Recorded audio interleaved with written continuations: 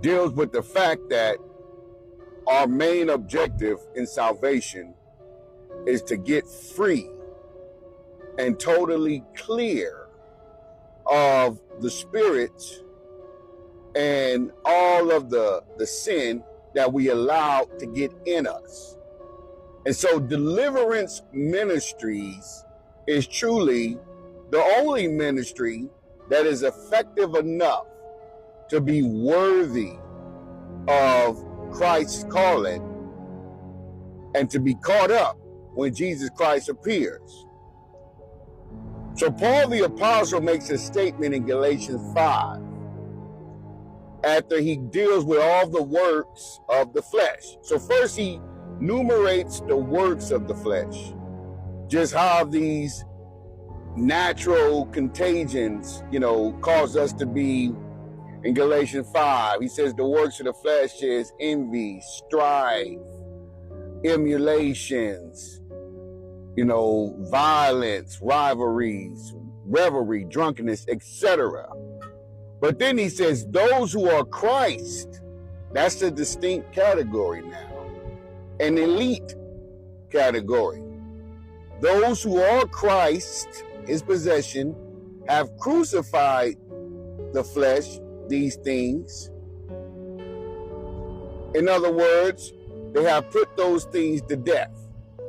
And you see, in the book of Galatians, there's a very interesting statement, as well as in Isaiah. So Isaiah 26 says this. The prophet speaking, he says, "O Lord, our God, other lords besides you have ruled over us, but your name alone do we honor." I'll repeat that again. O Lord, our God, other lords beside thee have ruled over us, but your name alone do we honor. The prophet is given a revelation in regards to the fact that we have been ruled over by other lords. Every sin is assigned to a demonic realm. Sins are assigned to demonic realms and principalities that govern that particular sin. And so when you see, for example, Jesus speaking about Mammon, Mammon is a deity that rules over greed. See, the issue is not necessarily money, but it's greed. And there's a deity that is assigned to greed. That's just a case in point. What the devil had did was he had set up different principalities to which the Apostle Paul say we wrestle with, to be over these sins and these activities that are naturally in our flesh. And so the conquering of inner space is very critical. It's very critical. Who is really distracting you from your main priority, which is conquering in the inner man, getting these lords, like Isaiah mentions in chapter 26, getting them out from you. An interesting statement you have in Deuteronomy when Moses speaks about Jesus. Moses prophesied about the Messiah, and he said, God will raise up from amongst thee a prophet like myself. Now, to properly understand that, you must understand what sort of prophet was Moses and what did Moses accomplish.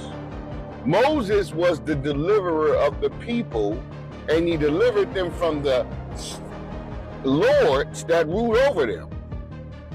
Marrying it, going right back to Isaiah 26. Moses delivered the people from the lords that ruled over them, the gods that ruled over them, the pharaohs, etc. Moses was indeed their deliverer.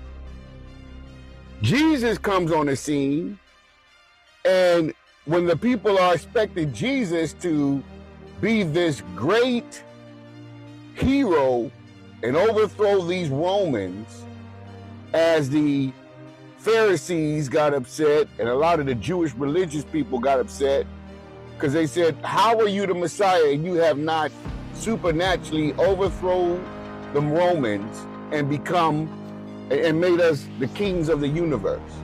So you ain't the Messiah. Now understanding Jesus spiritually came to sacrifice up his blood, and his blood will be the atonement and the driving force to separate us from all of the demons that rule inner space. He was a prophet like unto Moses by offering his blood, in which his blood washes us from all of these sins, all of these appetites. We get set free, and he is the greatest deliverer.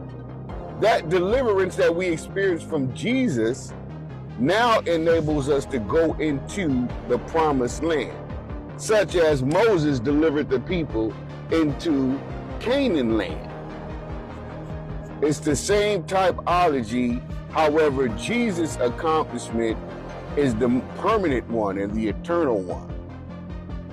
He is the great deliverer of all the people that put their trust in him and that believe on the name of Jesus and apply the blood to their lives. They're set free, and the passions and the flesh becomes crucified. We become dead with Christ as we identify with him. This is critical, beloved, and crucial. Maranatha.